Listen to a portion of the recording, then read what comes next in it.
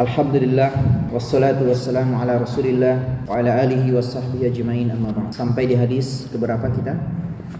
13. Hadis tentang siwak, di mana Nabi SAW bersabda, "Laula an asyukka ala ummati la amartuhum bisiwaki inda kulli salatin." Andaikan tidak memberatkan umatku, aku akan perintahkan mereka untuk bersiwak di setiap kali salat. Dan perlu kita ingatkan bahwa bersiwak ini, ketika datang kalimat siwak di dalam hadis-hadis, maka yang dimaksud adalah perbuatan, bukan kayu siwaknya.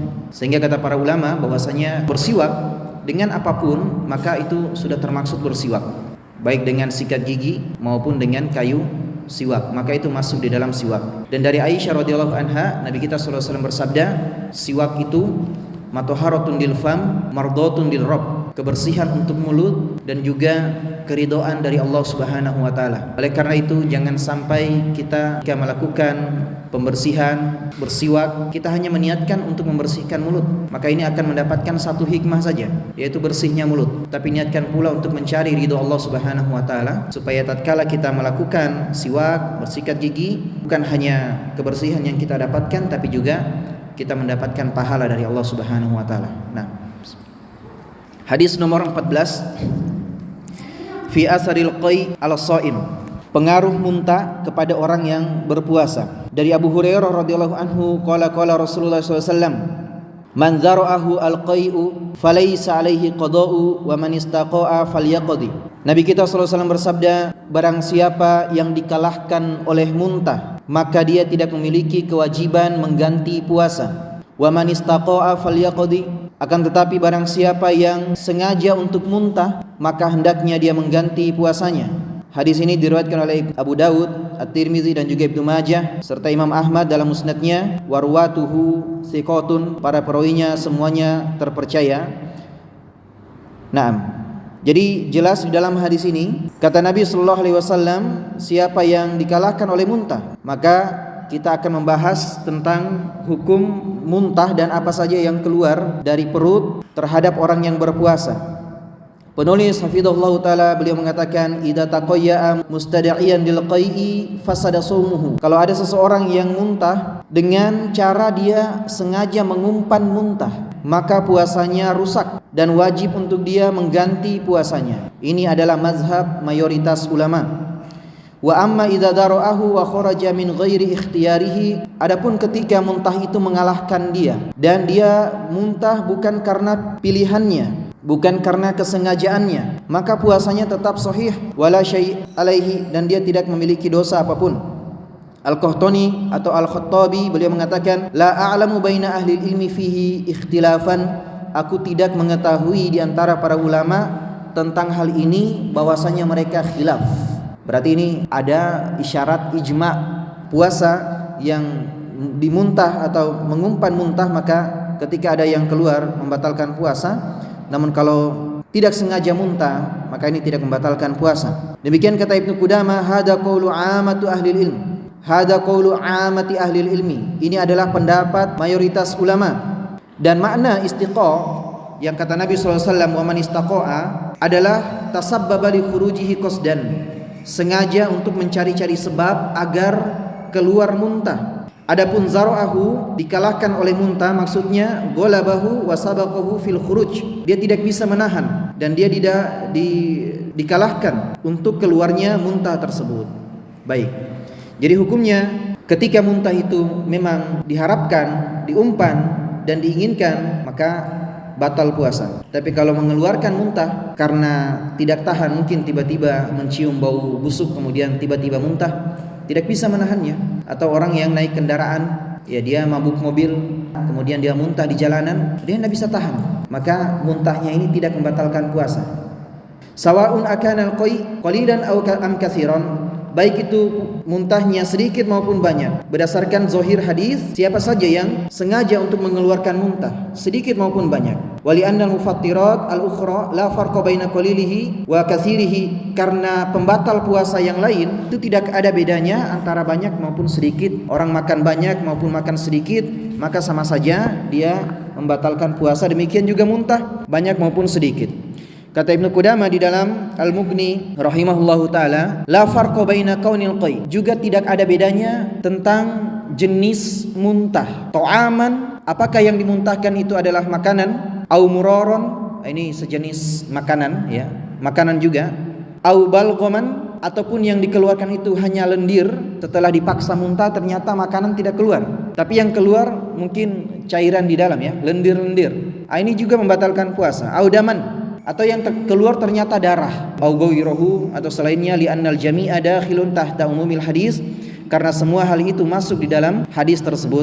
Wallahu taala a'lam bissawab. Nah, Allahumma wafiqna li sabili ta'ah wa sabbitna ala ittiba'i sunnah waluzumil jamaah. Ya Allah, berikanlah kami taufik untuk mengikuti jalan ketaatan, kokohkan kami di atas tiba sunnah, mengikuti sunnah, waluzumil jamaah, dan juga berpegang dengan jamaah kaum muslimin. Wala taj'alna mimman arafal haq wa adha'ah, jangan jadikan kami di antara orang-orang yang mengenal kebenaran namun kemudian dia melalaikannya. Waghfir lahumma lana wa liwalidina wa li jami'il muslimin.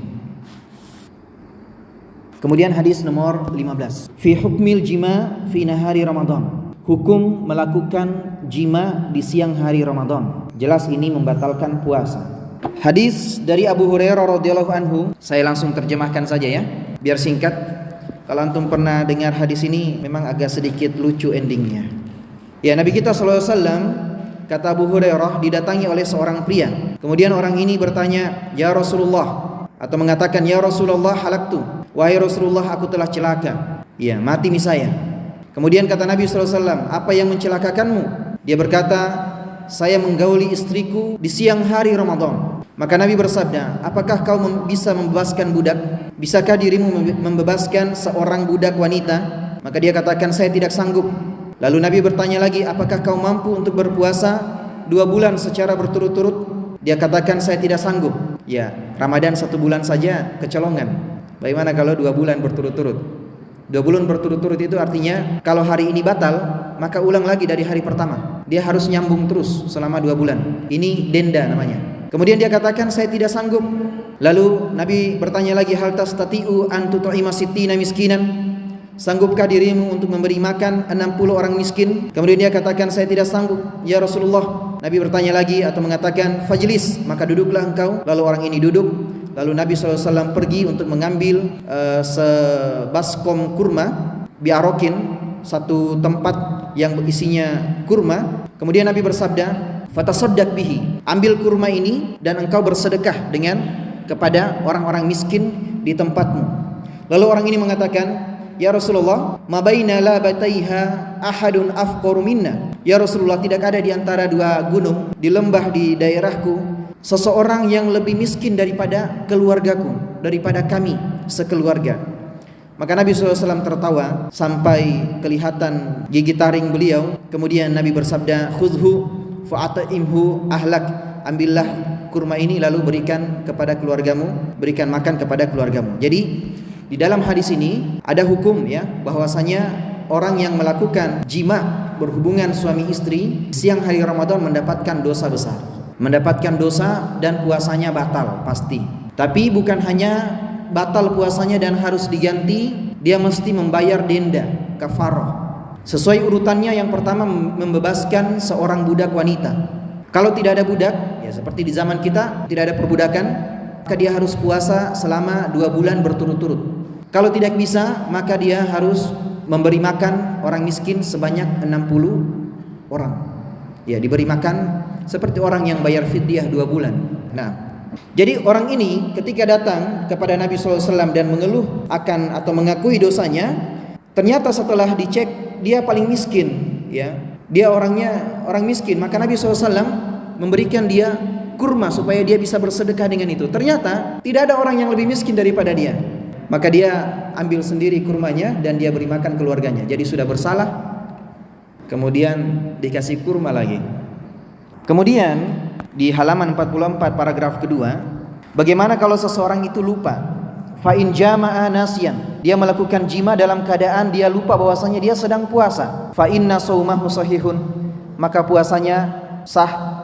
Dan ini adalah pendapat yang paling kuat dari dua pendapat para ulama, dan dia tidak memiliki qada atau dia tidak wajib mengganti puasa dan tidak wajib untuk membayar kafarah. Imam Al-Bukhari mengatakan, wa qala Al-Hasan wa Mujahid, Al-Hasan dan Mujahid mengatakan, in jama'a nasiyan fala syai'a alaihi.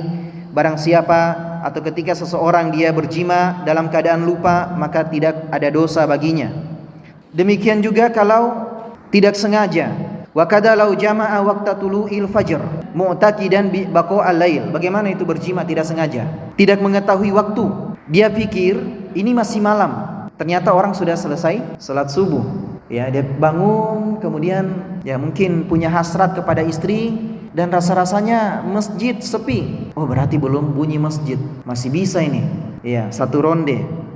Baik. Ternyata setelah selesai berkotek ayam, dia keluar sudah. Ya, ternyata sudah jam 5 atau sudah setengah 6. Ya, subhanallah. Summa tabayyana lahu annal fajr qad tala'a fala qada'a alaihi, maka ini juga tidak mengapa, dia tidak memiliki tanggungan dosa, wala kafarata 'ala rajih, dia tidak perlu mengganti puasanya, min aqwali ahli ilmi, dia tidak perlu membayar kafarah sesuai dengan pendapat yang lebih kuat dari pendapat para ulama. Nah, hadza hukmur rajul, dan ini hukum laki-laki. Bagaimana dengan wanita? Nah, mungkin ada yang sudah mulai bertanya-tanya. Ammal mar'atu fa inna saumaha yafsud. Perempuan puasanya juga rusak. Wa 'alaiha al-qada'u mutlaqan. Dia juga harus mengganti puasanya, baik dia dipaksa oleh suaminya ataupun tidak dipaksa. Ammal kafarah fa in kanat mutawi'atan lazimatha. Adapun tanggungan membayar kafarah, memberi makan 60 orang miskin, yang itu memungkinkan untuk dilakukan kalau istrinya sepakat dan menyetujui permintaan suaminya dalam keadaan dia sadar dia sedang puasa, puasanya batal dan dia juga wajib membayar kafarah. Wa in kanat mukrohah, kalau dia dipaksa oleh suaminya dan dia terpaksa melayani suaminya, falaisa 'alaiha, maka dia tidak perlu mengganti atau tidak ada qada baginya. Tidak ada kafarah untuknya. Falaisa 'alaiha syai'. Ya, dia tidak perlu mengganti membayar kafarah, namun puasanya tetap batal. Wa in jama'a fi qada'i Ramadan fasada shaumuhu. Adapun ini untuk laki-laki ya, untuk laki-laki dan untuk perempuan. Baik. Kalau untuk perempuan tadi, kalau dia terpaksa maka dia tidak berdosa tapi tetap puasanya batal. Untuk laki-laki ini ya, kalau dia melakukan jima dalam keadaan dia mengganti puasa, dia sedang mengganti puasanya, kemudian dia melakukan jima dengan istrinya, maka wajib untuk dia mengganti puasanya lagi sembari bertobat, tapi tidak perlu membayar kafarah. Li'annal kafarata khassatun fi jima'i nahari Ramadan. Karena kafarah itu dikhususkan untuk perbuatan jima di siang hari Ramadan. Denda kafarah itu dalam rangka membela kehormatan Ramadan, ya. Karena dilecehkan, li'anna lahu hurmatan khassah, karena Ramadan itu punya kehormatan, kemuliaan yang khusus. Fal fitru intihakun laha, maka membatalkan adalah melecehkan kehormatannya. Bi khilafil qada'i fal ayyamu mutasawiyah bin nisbati ilaihi, beda dengan mengqada karena dia dilakukan di hari-hari yang lain, maka hari-harinya ya tidak sama dengan hari Ramadan, sama saja dengan hari yang lain. Wallahu a'lam. Baik. Jadi bisa dipahami ya, kalau dilakukan di luar Ramadan dalam rangka puasa wajib, yakni puasa mengganti, puasa ganti, puasa qada, maka tidak perlu membayar kafarah, hanya saja dia berdosa, puasanya juga batal. Ya Allah, lindungilah kami dari segala sebab-sebab menyelisihimu dan juga bermaksiat kepadamu. Rezekikan kepada kami realisasi iman dengan sebaik-baiknya sesuai apa yang Kau ridhoi untuk kami, dan ampunilah kami, maafkanlah kami apa yang telah lalu dari dosa-dosa kami dan apa yang akan datang. Wa ma asrarna, dan apa yang kami sembunyikan serta apa yang kami tampakkan. Wa ma anta a'lamu bihi minna, dan Engkaulah yang lebih tahu daripada kami. Waghfir lahumma lana wa liwalidina wa li jami'il muslimin. Ampunilah kami, kedua orang tua kami dan seluruh kaum muslimin. Hadis nomor 16. Sihhatu shaumi man asbaha junuban. Sahihnya orang yang berpuasa ketika dia bangun dalam keadaan junub, dia menemui fajar dalam keadaan junub. Dari Aisyah dan Ummi Salamah radhiyallahu anhuma, anna Nabiy sallallahu alaihi wasallam kana yusbihu junuban min jima'in. bahwasanya Nabi sallallahu alaihi wasallam pernah menemui fajar pagi dalam keadaan junub setelah berjima. Summa yaktasilu wa yasum, kemudian beliau mandi lalu melakukan puasa. Muttafaqun alaihi. Di hadis yang lain dari Ummu Salamah kata beliau wala yaqdi, dan Nabi sallallahu alaihi wasallam tidak mengganti puasanya. Jadi menemui siang hari Ramadan dalam keadaan junub ini tidak membatalkan puasa, karena Nabi sallallahu alaihi wasallam pernah sudah tiba waktu subuh dan beliau belum mandi junub. Padahal tiba waktu subuh itu sudah harus puasa orang, tapi beliau belum mandi junub. Ya, dan di sini dikatakan kana yusbihu. Ya, dalam usul fikih kana yusbihu di sini menunjukkan keseringan. Berarti Nabi sering lakukan ini. Dan di sini dikatakan min jima'in, dari berjima, karena para nabi itu terhalangi dari mimpi basah. Mereka tidak, para nabi disebutkan oleh para ulama, mereka tidak mimpi basah. Ya, karena mimpi basah itu dari syaitan, disebut dengan kata ihtilam. Sedangkan Nabi SAW bersabda wal hulmu minasyaiton. Mimpi baik itu dari Allah, wal hulmu minasyaiton. Adapun mimpi buruk itu dari syaitan. Jadi orang yang mimpi basah itu bagian daripada gangguan syaitan, dan para nabi terlepas dari itu. Baik. Summa yaktasilu wa yasumu, kemudian beliau mandi dan meneruskan puasanya. Ya, ini sangat jelas, walaupun di dalam kitab ini beliau banyak memberikan faedah, saya juga banyak mencoret-coret di sini yang sebenarnya penting ya. Maka mungkin waktu kita tidak membahasnya secara detail. Intinya ini diperbolehkan. Ya, ini diperbolehkan. Dan dalil yang sangat menguatkan akan hal ini adalah firman Allah Subhanahu wa taala dalam surat Al-Baqarah ayat 187. Kata Allah, "Fal'ana bashiruhunna wabtagu ma kataballahu lakum." Dan hari ini dan sekarang maka gaulilah mereka, para wanita-wanita kalian, dan harapkanlah dari Allah Subhanahu wa taala apa yang Dia tetapkan untuk kalian. Wa kulu washrabu, makan dan minumlah kalian hatta yatabayyana lakumul khaytul abyadu minal khaytil aswadi minal fajr, sampai jelas bagi kalian fajar. Taib. Wallahu ta'ala idza adina bil jima'i ila an yatabayyana al fajr. Di ayat ini Allah Subhanahu wa taala mengizinkan, perhatikan pendalilannya, Allah mengizinkan untuk melakukan jima, makan, minum sampai jelas fajar, sampai tiba waktu subuh. Berarti kapan tiba waktu subuh? Stop makan, stop minum, stop jima. Kalau begitu kapan mandinya? Otomatis mandinya sudah tiba waktu subuh kan? Sudah tiba waktu subuh. Di ayat ini Allah izinkan berjima itu sampai waktu pas, batas akhirnya. Ya, misalnya batas akhirnya fajar itu pas jam 5. Ya, pas jam 5 azan langsung stop. Terus setelah itu kapan mandinya? Berarti mandinya pas waktu fajar. Berarti dari ayat ini saja bahwasanya bisa kita simpulkan mandinya ini saat sudah masuk waktu subuh. Ya, lazima min zalika alla yakuna al-iktisalu ila ba'da tulu'il fajr. Maka ayat ini melazimkan pasti iktisal itu setelah mandi junubnya setelah terbit fajar. Ya, ini dinamakan dengan dalalatu al-iqtida atau pendalilan secara konsekuensi. Pasti berkonsekuensi mandinya setelah subuh. Ini dalil yang sangat menguatkan akan hal tersebut. Nah, jadi saya tambahkan sedikit faedah ya.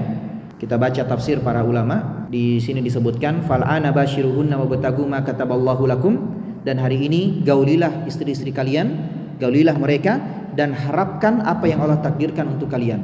Dari ayat ini sebagian ulama mengatakan ma kataballahu lakum adalah anak. Ya, seperti sebagian sahabat Ibnu Abbas radhiyallahu anhu, Anas bin Malik, dan para tabi'in juga banyak yang mengatakan ma kataballahu lakum adalah anak. Gaulilah mereka dan harapkan anak pada pergaulan tersebut, pada jima tersebut. Maka dari itu ulama kita memberi kesimpulan di antara waktu terbaik untuk mengharapkan momongan adalah program di bulan Ramadan tapi malam. Kalau siang tadi itu bayar denda. Iya. Berdasarkan ayat ini dan tafsir sebagian ulama. Allahumma as'aluka bina sabila ahli ta'ah. Ya Allah, kami memohon kepadamu jalan para orang-orang yang taat. Wa waffiqna lisabat 'alaiha wal istiqamah, dan berilah kami taufik untuk tegar di atasnya serta istiqomah di atasnya. Wa afina min mujibatil hasrati wan nadamah, selamatkanlah kami dari apa-apa yang akan menyebabkan kerugian serta penyesalan. Wa aminna min fazaghi yaumal qiyamah, dan juga min fazaghi yaumil qiyamah, amankanlah kami dari ketakutan pada hari kiamat. Waghfir lahumma lana wa liwalidina wa li jami'il muslimin. Hadis nomor 17. An Aisyah radhiyallahu anha qalat kana Rasulullah sallallahu alaihi wasallam yuqabbilu wa huwa shaimun. Hadis nomor 17 ini berkaitan dengan mubasyarah wal qublah, bermesraan dan mencium istri pada saat puasa.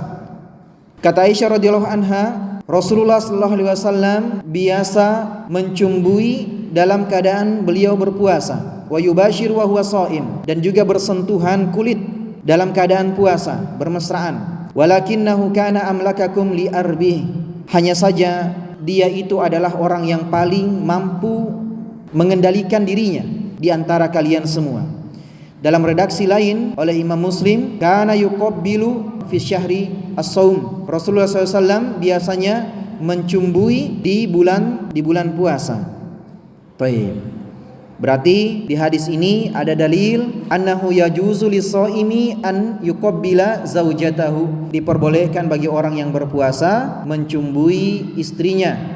Awa an yubashiruha, dan juga bermesraan, bersentuhan kulit, pelukan dan lain sebagainya dengan istrinya.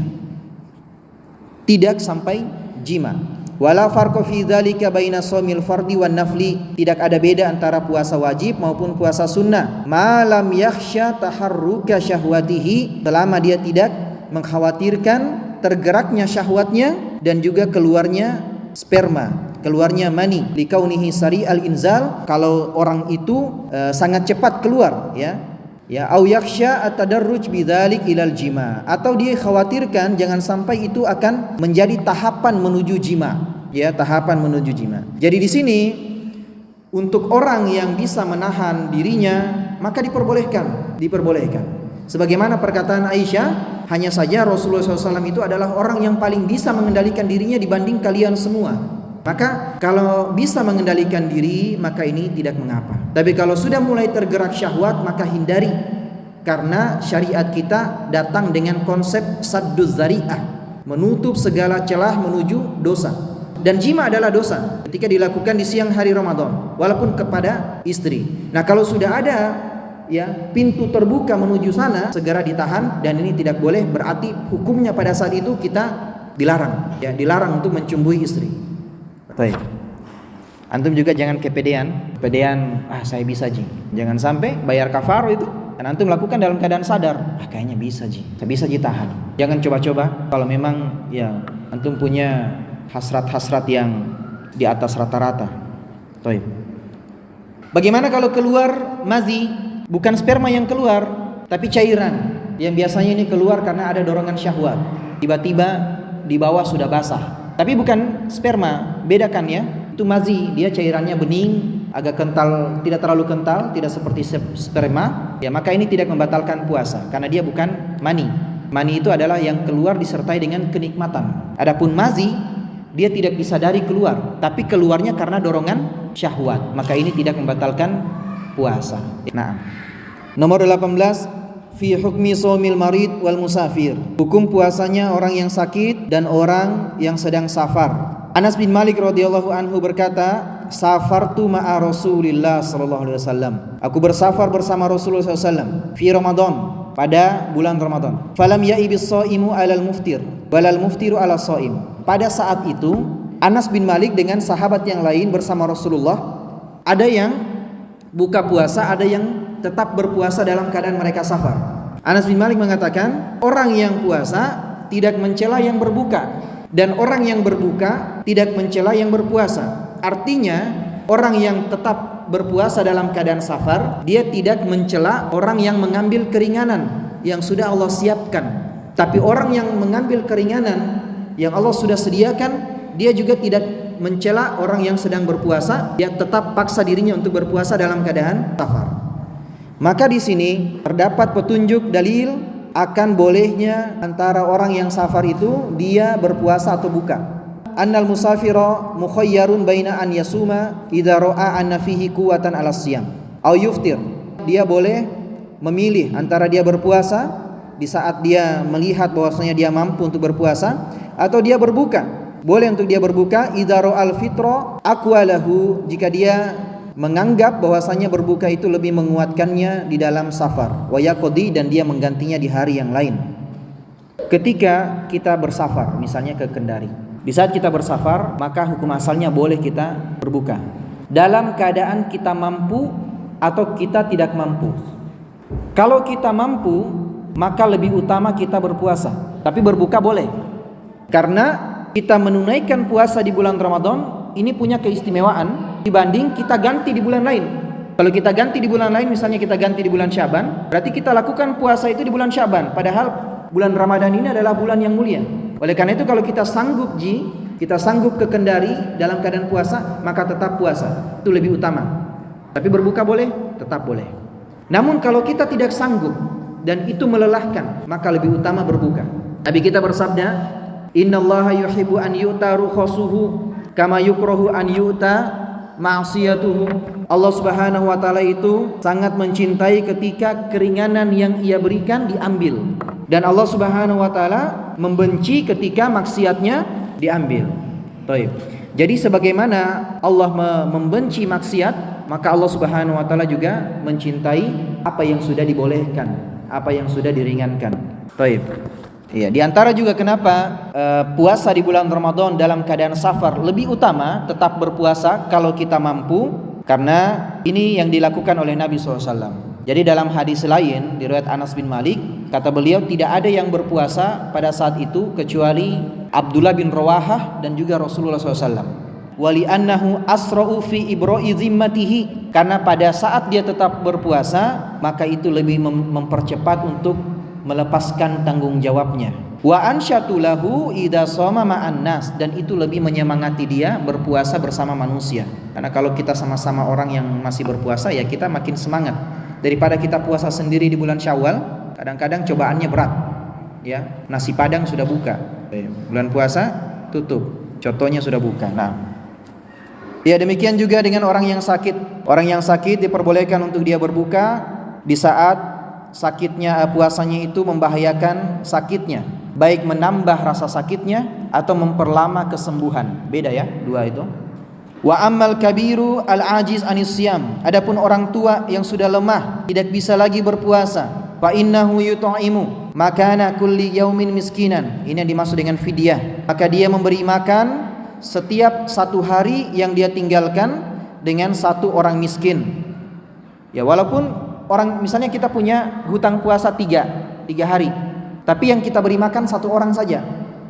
Makan siang, makan malam dia beri makan, kemudian besoknya lagi dia beri makan 3 kali, walaupun satu orang, maka tetap itu sudah mencukupi.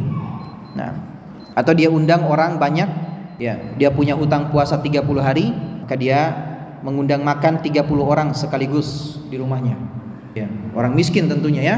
Ya itu sudah terpenuhi atau sudah terbayar semua fidyahnya. Ya, silakan kita azan.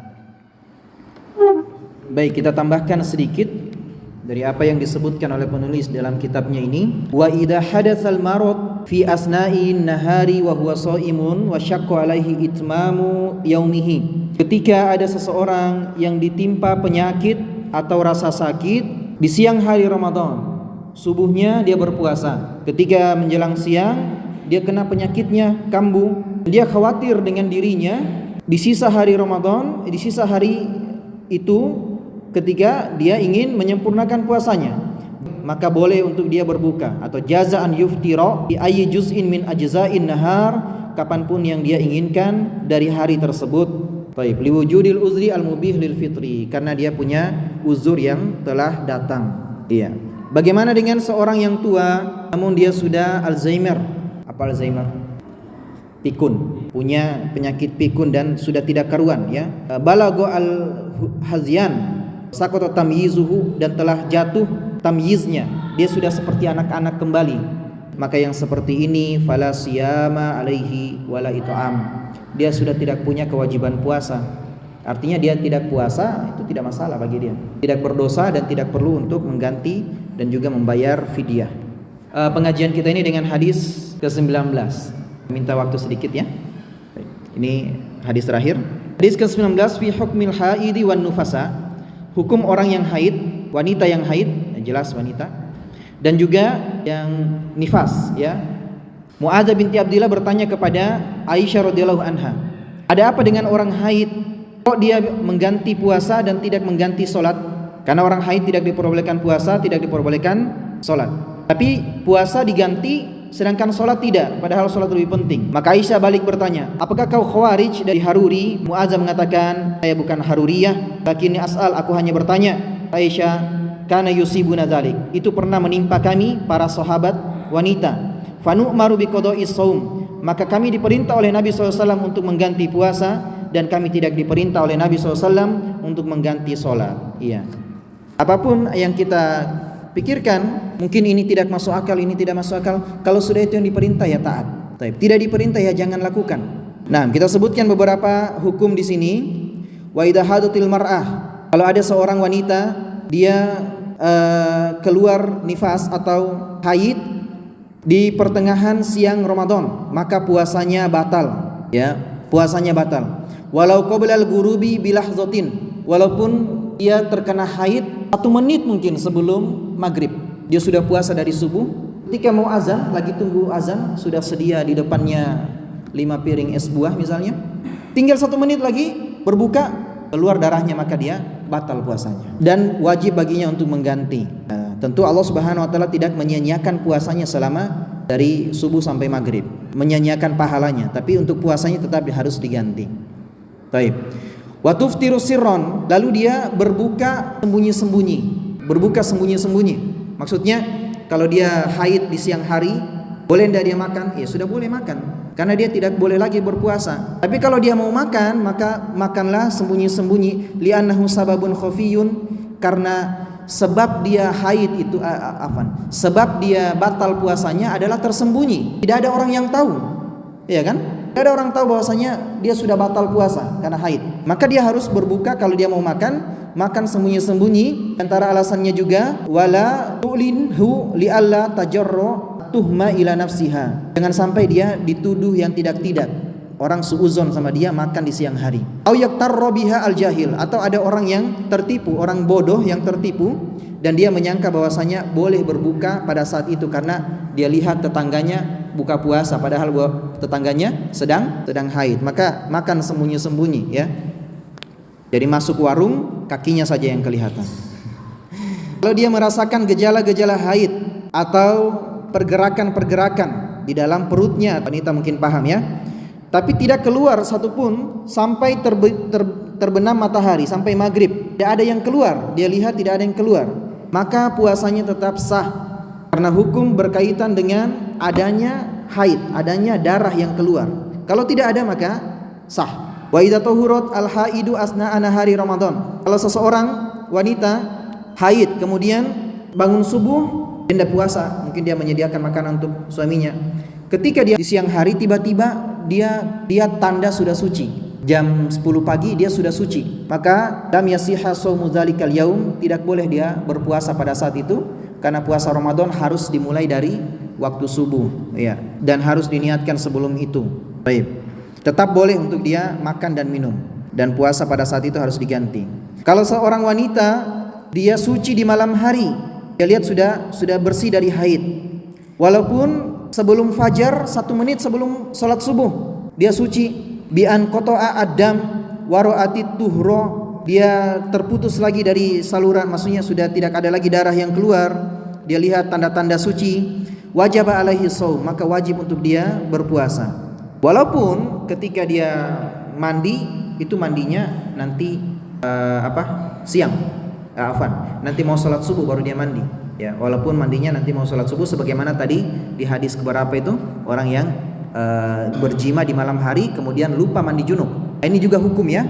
Misalnya antum wanita atau laki-laki sedang junub atau mungkin baru selesai haid malam hari, kemudian pas bangun lagi 5 menit baru azan, yang dipilih adalah sahur, jangan pilih mandi, karena mandinya boleh walaupun setelah azan. Adapun sahur pada saat itu waktu yang berkah ya. Kita sudah bahas hadis kemarin tentang sahur, bahwasanya sahur itu berkah, bukan hanya sekedar untuk mengganjal perut, untuk berbekal, tapi di situ ada keberkahan, ada ittiba'us sunnah, mengikuti sunnah Nabi, dan ada pahala di situ. Makanya Nabi bersabda, walau bijur'at min ma'in, walaupun dengan seteguk air. Di hadis yang lain dengan kurma, sebaik-baik sahurnya orang mukmin adalah dengan kurma. Baik. Selesai pembahasan kita. Kita bacakan doa terakhir dari hadis 19. Allahumma robba Jibril wa Mikail. Ya Allah, Tuhannya Jibril dan Tuhannya Mikail serta Tuhannya Israfil, kami memohon perlindungan kepadamu dari azab kubur serta perlindungan kepadamu dari panasnya api neraka. Dan juga kami memohon perlindungan kepadamu dari hati yang tidak khusyuk, dari doa yang tidak didengar, dari jiwa yang tidak pernah merasa kenyang dan puas, dari ilmu yang tidak bermanfaat. Waghfir lahumma lana, ampunilah kami ya Allah, wali walidina, dan juga orang-orang tua kami, wali jamil muslimin, dan seluruh kaum muslimin. Jamaah yang dirahmati Allah Subhanahu wa taala, ana bersyukur